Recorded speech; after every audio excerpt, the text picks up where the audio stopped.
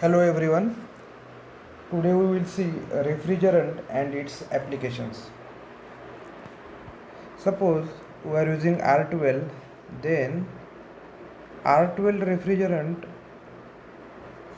can be used for a domestic refrigerator, for a small retail supermarkets, for a air conditioner, as well as transport vehicles. Similarly, R12, R22 and R502 is used for a small retail supermarket. Small retail supermarket याचा अर्थ आहे की जे छोटे दुकानं आहेत त्याच्यामध्ये असणारं डीफ्रीज किंवा त्याच्यामध्ये असणारं फ्रीज त्याच्यासाठी आपण R12, R22 आणि R502 हे रेफ्रिजरंट वापरतो. Similarly as shown in table R11, R12, R22, R144, R502 these refrigerant are use in a air conditioning devices. A सीमध्ये हे सर्व आपण रेफ्रिजरंट वापरत असतो. सिमिलरली इंडस्ट्रीयल ॲप्लिकेशन असतील, काही इंडस्ट्रीयल स्टोरेज असतील, अशा वेळेस आपण R717, R22, R502 असे रेफ्रिजरंट वापरतो. आणि जर आपण ट्रान्सपोर्ट व्हेकल जर आपण बघितलं तर ट्रान्सपोर्ट व्हेकलमध्ये आपण R12 आणि R502 असे रेफ्रिजरंट वापरत असतो. त्याच्यानंतर आपल्याला बघायचं आहे की कलर कोड फॉर रेफ्रिजरंट.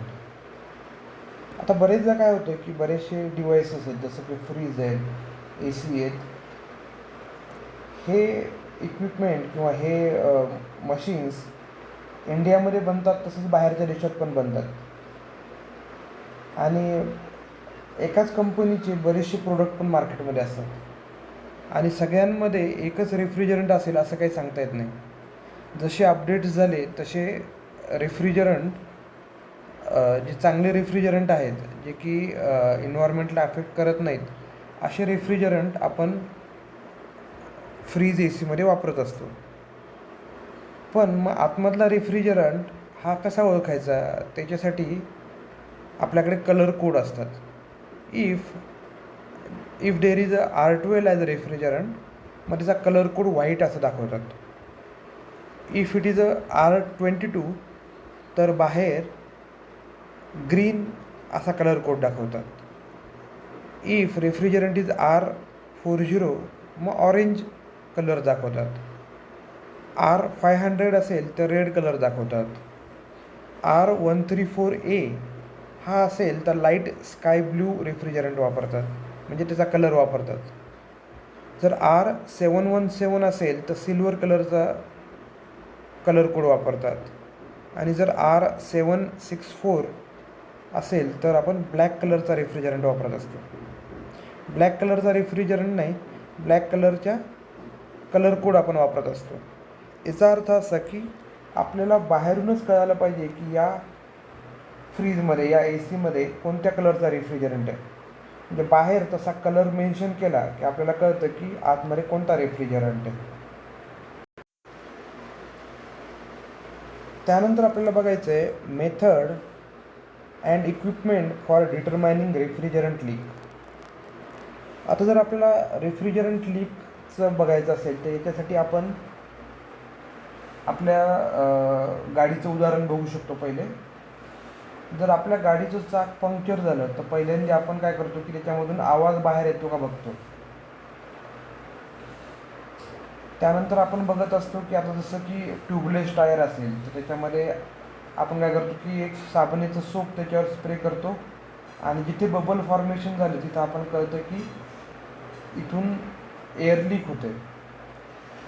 जर तसं पण नाही सापडलं तर एक पर्टिक्युलर म्हणजे चाक ओपन करून आपण त्याच्यामधून हात वगैरे फिरून बघतो की एखादा काही आतमध्ये गेलं आहे का टायरच्या. हे आपण टायरचं एअर लिकेज आपण फाइंड आउट करतो. जर आपल्याला रेफ्रिजरंटचं जर लिकेज आपल्याला फाइंड आउट करायचं असेल तर आपल्याला पहिल्यांदा आपण काय करतो की first leak detection device that can be use for some large leak is a listening for hiss of the escaping refrigerant.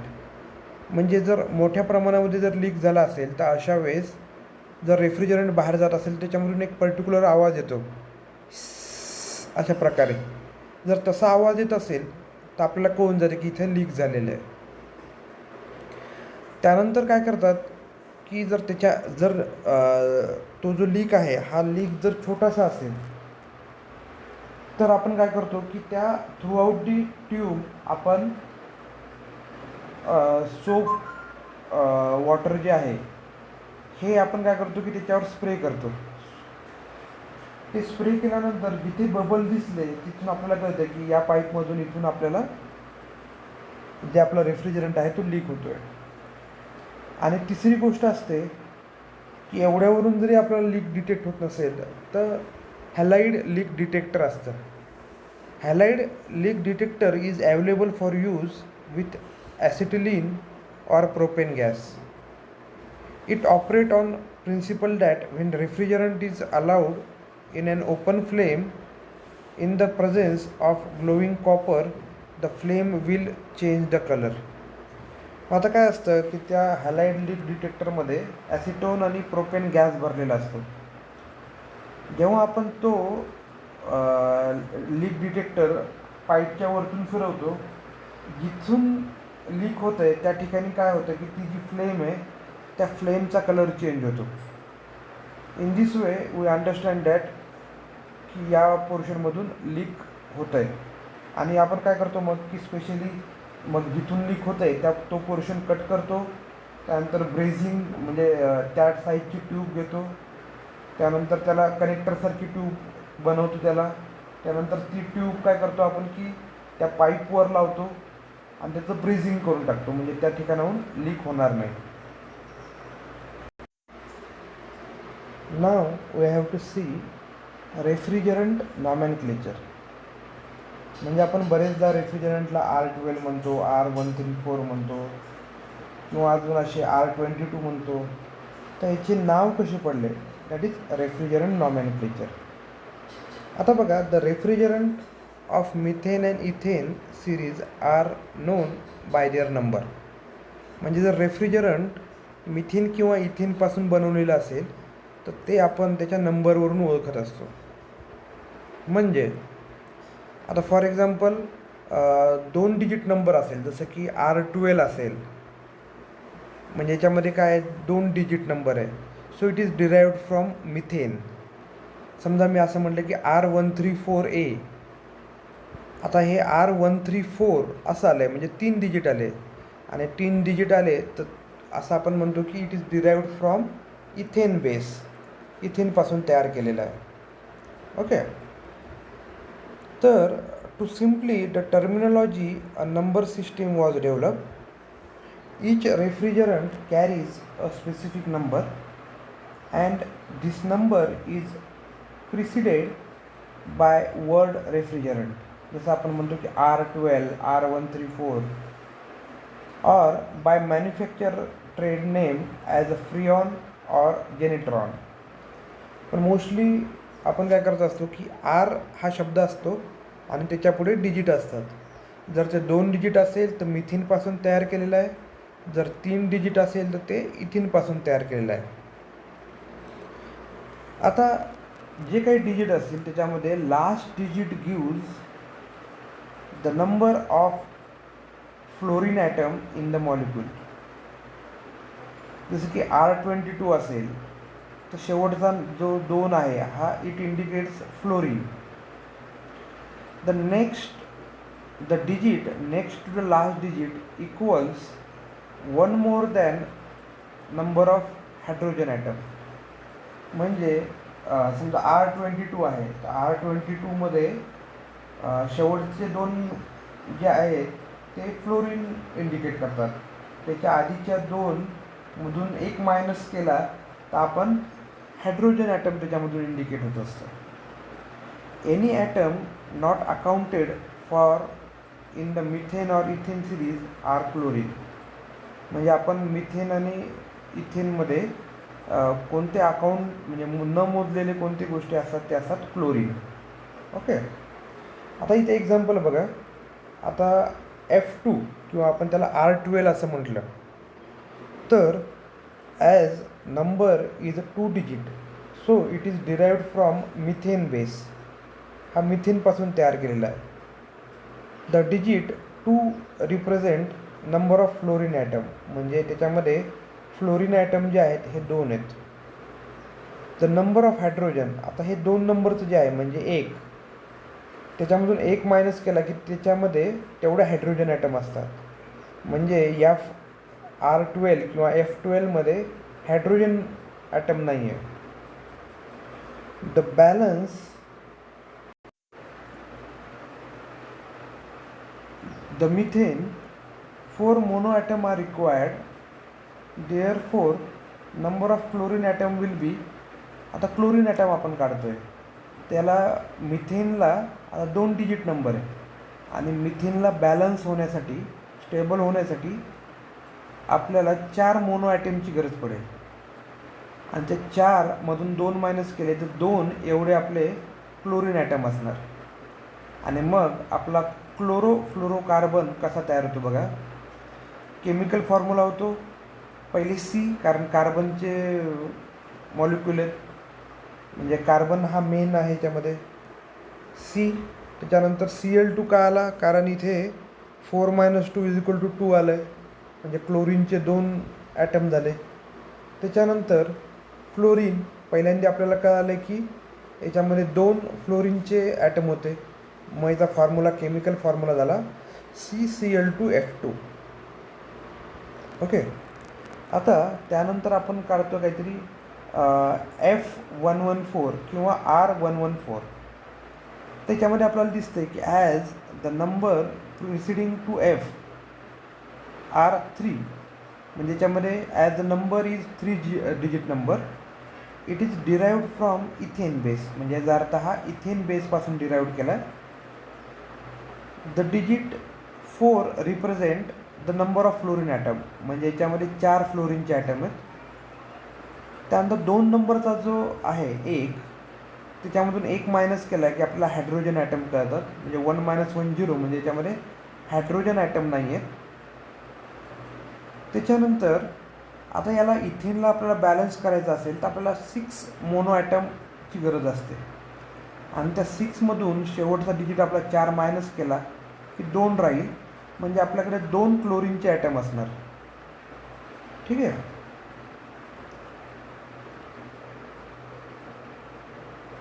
आता जनरल फॉर्म्युला याचा कसा तयार होईल. The general formula use to designate the number either for methane or ethane is given as CN-1 HN+1 F. N represent number of carbon or hydrogen or fluorine atom.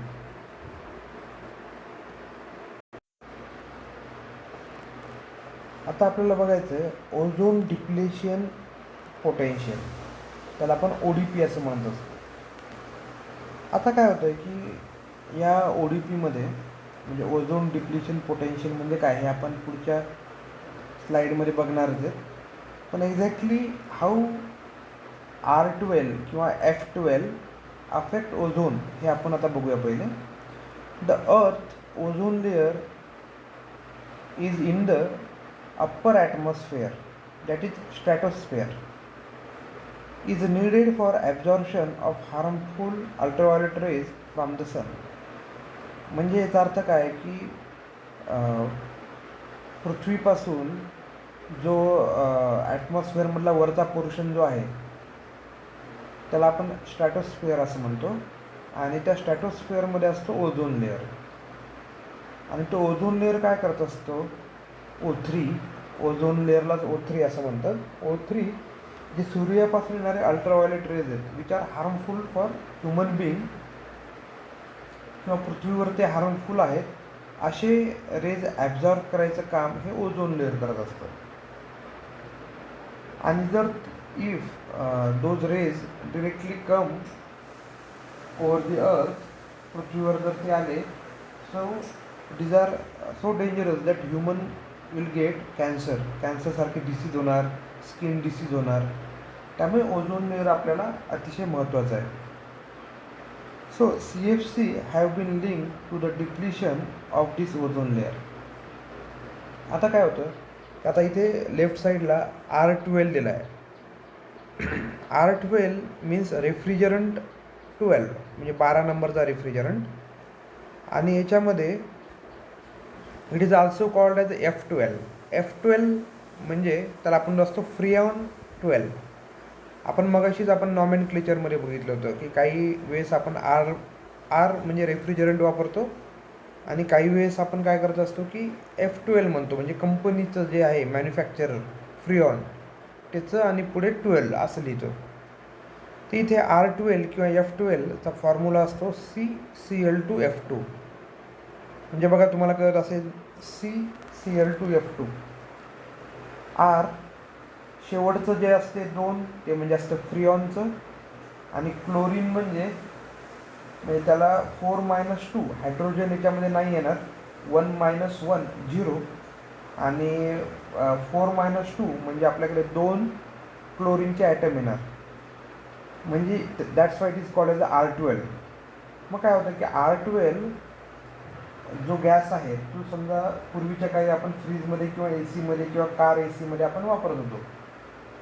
पण काय होतं की जेव्हा R12 हा लीक होतो आणि त्याच्यावर जेव्हा सोलर रेज पडतात तेव्हा दॅट R12 स्प्लिट्स. तो R12 स्प्लिट होऊन काय होतो, R12चा फॉर्म्युला होता CCl2F2. तर स्प्लिट झाल्यामुळे काय होतं, CClF2 प्लस क्लोरीन, म्हणजे हा क्लोरीन जो आहे Cl जो आहे हा सेपरेट होतो, and that Cl directly affect on O3. मग खालच्या इक्वेशनमध्ये आपल्याला दिसत असेल O3 प्लस Cl म्हणजे क्लोरीन. जेव्हा हे मिक्स होतं त्यावेळेस काय होतं की म्हणजे जे क्लोरीन इस्केप झालं हे डायरेक्टली कुठं जातं तर स्ट्रॅटोस्फिअरमध्ये जातं, ओझोनकडे. ओझोनसोबत ते मिक्स होतं, आणि मिक्स झाल्यानंतर काय होतं की याच्यामध्ये ClO तयार होतो आणि O2 बाहेर पडतो. म्हणजे जो वरचा जो O3 लेअर होता त्याच्यामधला एक O Cl सोबत जातो आणि दुसऱ्या ओचं ऑक्सिजनमध्ये कन्व्हर्जन होतं. आता ऑक्सिजन आपल्याला भेटतो, पण प्रॉब्लेम काय होतो की ओझोनचा लेअर याच्यामुळे चीक होतो, आणि चीक झाल्यामुळे जे अल्ट्राव्हायोलेट रेज जे आहेत ते पृथ्वीवर जास्त प्रमाणात येतात. They varying degrees of ozone depletion potential. आता बघा ODP आणि GWP काय. तर ODP is a ozone depletion potential. It is the potential for a single molecule of refrigerant to destroy ozone layer. All of the refrigerant use R11 as a datum reference. याला का बरं आपण reference वापरतो, because R11 has ODP of 1. त्याचा जो ODP आहे हा 1 आहे. The less value of ODP the better the refrigerant. जेवढा ODP कमी असेल तेवढा रेफ्रिजरंट चांगला. बऱ्याचशे आपण रेफ्रिजरंट वापरतो त्या रेफ्रिजरंटमध्ये ODPची व्हॅल्यू जी आहे ती 0 असते, म्हणजे ज्याचा ODP कमी तो रेफ्रिजरंट चांगला. The ODP the better refrigerant is for the ozone layer and therefore the environment. म्हणजे जेवढा ODP कमी तेवढा तो रेफ्रिजरंट वरच्या ओझोन लेअरला जाऊन अफेक्ट करणार नाही, आणि अल्ट्राव्हायोलेट रेज पृथ्वीवर येणार नाही. Similarly, GWP is the global warming potential. आता ग्लोबल वॉर्मिंग पोटेन्शियल जे आहे is measurement of how much effect the given refrigerant will have on global warming. म्हणजे त्या रेफ्रिजरंटमुळे ग्लोबल वॉर्मिंग किती होते त्याला आपण GWP म्हणतो. आता याच्यामध्ये कार्बन डायऑक्साईडचा GWP जो आहे तो 1 आहे, आणि हा GWP जो आहे म्हणजे ग्लोबल वॉर्मिंग म्हणजे हा कार्बन डायऑक्साईड वातावरणाचं टेम्परेचर इन्क्रीज करायला, ग्लोबल वॉर्मिंग करायला किती अफेक्ट करतो तो म्हणजे 1. आणि हे over the year of 100 years हे कॅल्क्युलेट केलेलं आहे. आता जर काही आपण एक्झाम्पल बघितले जसं की R11 मध्ये त्याचा ODP जो आहे तो 1 आहे, जसं की आपण आधीच्या एक्झाम्पलमध्ये पण बघितलं. आणि जा ग्लोबल वॉर्मिंग पोटेन्शियल म्हणजे GWP जो आहे तो 4000 आहे. सिमिलरली R22 जर घेतलं तर त्याचा ODP जो आहे तो आहे 0.05 आणि त्याचा ग्लोबल वॉर्मिंग पोटेन्शियल आहे 1700.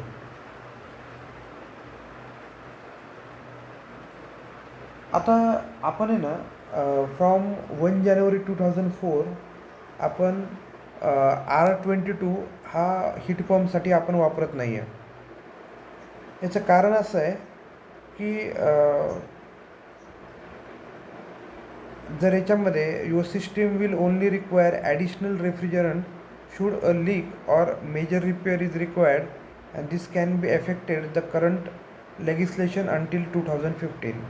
म्हणजे R22सुद्धा आपण रेफ्रिजरंट वापरत नाही आहे सध्या. याच्यामध्ये आता समजा आपण R134Aचं एक्झाम्पल बघितलं तर याचं ODP आहे 0, ओझोन डिप्लिशन पोटेन्शियल आहे 0 आणि याचा GWP जो आहे तो आहे 1300. जर R407C वापरतो आहे तर ODP 0 आहे, GWP 1610 आहे. R410A वापरतो आहे तर ODP 0 आहे आणि GWP 1890 आहे. आता याच्यामध्ये कसं की हे जेव्हा लीक होतं तेव्हा हे वॉर्मिंग क्रिएट करतं, पण ODP आपला 0 म्हणजे ओझनला अफेक्ट करणार नाही आणि GDP नाही GWP जो आहे तो जेवढा मिनिमम असेल तो रेफ्रिजरंट आपण चूज करतो. That's why nowadays we are using R134A as a refrigerant. त्यानंतर आपल्याला शेवटचा पोर्शन बघायचा आहे, तो म्हणजे आहे मॉनिट्रियल प्रोटोकॉल म्हणजे काय आणि कायटो प्रोटोकॉल म्हणजे काय. तर Montreal protocol was establish to phase out substance that deplete ozone. म्हणजे असा एक प्रोटोकॉल तयार केलेला आहे की जे गॅसेस रेफ्रिजरंट जे आहेत ते ॲटमॉस्फिअरमध्ये गेल्यानंतर म्हणजे लीक झाल्यानंतर ॲटमॉस्फिअरमध्ये गेल्यानंतर ते ओझोनला अफेक्ट करत आहेत, असे गॅस वापरायचे नाही, असा एक प्रोटोकॉल तयार केलेला आहे. ओके. सिमिलरली कायटो प्रोटोकॉल ही दुसरी एक गोष्ट आहे आणि त्याचा पर्पज असा आहे की असे गॅस रेफ्रिजरंटसुद्धा वापरायचे नाही की which affect or emission of those gases reduce the emission of greenhouse gases. म्हणजे कायटो प्रोटोकॉलमध्ये आपण काय म्हणतो की ग्रीनहाऊस गॅसेस जे आहेत त्याचं इमिशन होऊ द्यायचं नाही, इमिशन ऑफ ग्रीनहाऊस गॅसेस. आता म्हणजे काय की मॉनिट्रियल प्रोटोकॉल हा रिलेटेड आहे ओझोन डिप्लिशन रिलेटेड आणि कायटो प्रोटोकॉल जो आहे हा आहे इमिशन ऑफ ग्रीनहाऊस गॅसेस. म्हणजे यांनी असे प्रोटोकॉल तयार केले आहेत की असे रेफ्रिजरंट वापरायचे नाही which increase the global warming.